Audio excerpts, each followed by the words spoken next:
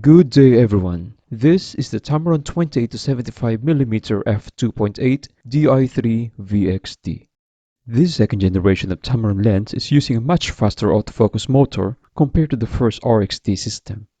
This new VXD motor is usually found in Tamron's premium lineup of glasses like the 70-180, 35-150, and 150-500mm. This model is known as A063. No one really expected this release, but majority were glad with its announcement. If you used to have the first generation of this lens, you'll immediately notice that the second gen have a newer design and button, one of which is this customizable focus set button.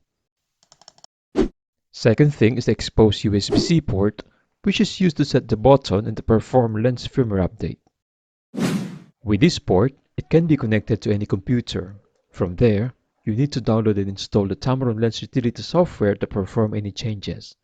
This software is free and can be found from the official Tamron website. Looking at its dimensions, there's really not much difference compared to the first gen.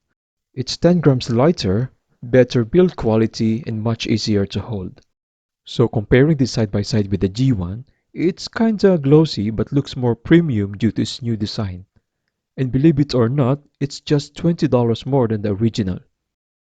If you're planning to get this lens, I will steer you of course to get the G2 instead of the G1.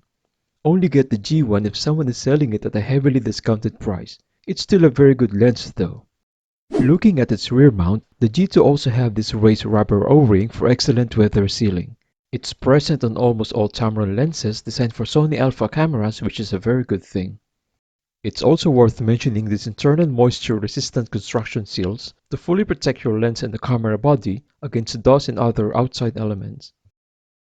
It also retains its famous 67mm filter thread size that save you on buying filters and adapter, and those extra coatings that offers protection and safe cleaning, and at the same time delivers stunning clarity and contrast.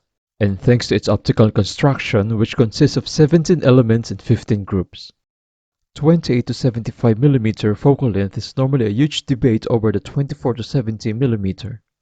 But for most instances, it's a very usable range, especially for events or other things without losing a stop of light due to the advantage of a fixed aperture of 2.8. I do have a video comparing this fixed aperture Tamron 28-75mm to the variable aperture Tamron 28-200mm super zoom lens. It might be an odd comparison, but both have their own pros and cons. Link will be somewhere above or in the video description below. As I mentioned, you won't lose a stop of light when shooting indoors with this lens, hence no need to raise the ISO when changing the focal length. I'm using this lens on the Sony a7 III, and it takes incredibly sharp photos with rich details, as you can see from this subject. Also, the f2.8 at the widest end of 28mm produces a very good autofocus background or bokeh. I could probably get a much more autofocus background using a much faster f1.8 or f1.4 lens, but f2.8 is normally enough for most scenes.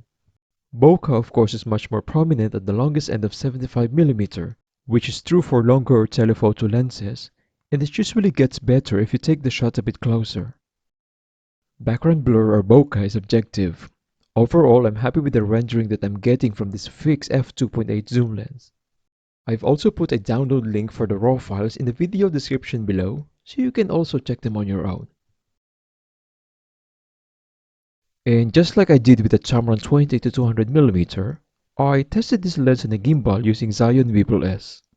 It works very well. It's not front heavy, so I don't need to rebalance every time I need to switch from 28 up to 75mm.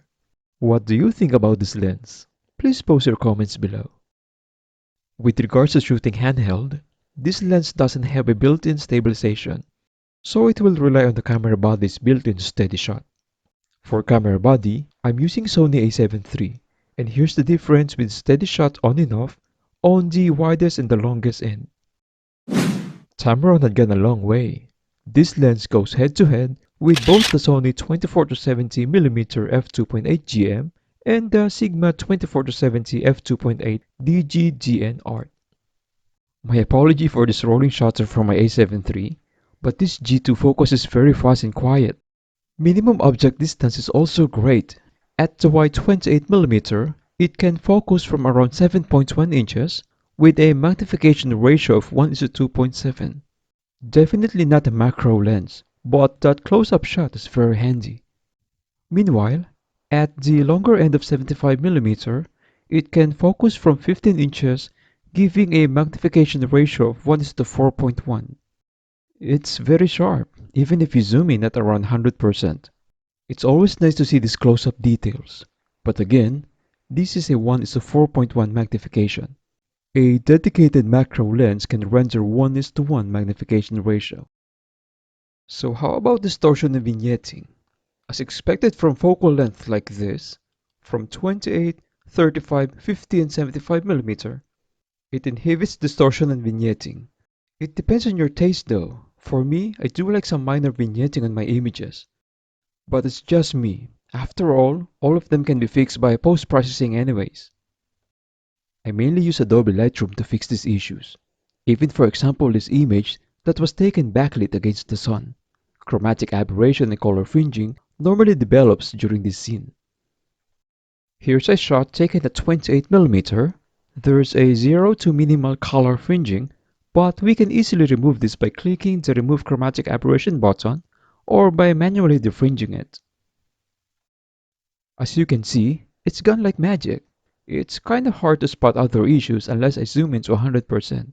And just to let you know, you can also download the sample images on the link below. Here are other examples before I end this video. If you're a photographer, beginner or pro, you could probably subscribe or thumbs up if you like this content, because why not? Photography is one of the best hobbies in the world. There are so many beautiful things around us. I don't know, but sometimes even a very simple things tends to be a very good composition for a photographer. By the way, I don't have any copy of the G1 anymore, so I can't compare them side by side. All I can say is that the G2 has an advantage in terms of focusing and corner sharpness. I do love Tamron lenses for Sony mirrorless system. The price to performance ratio is truly unparalleled. And guys, everyone, thank you for spending your time watching this video. I'm also on Instagram if you want to follow me and check my other projects. Stay safe, cheers!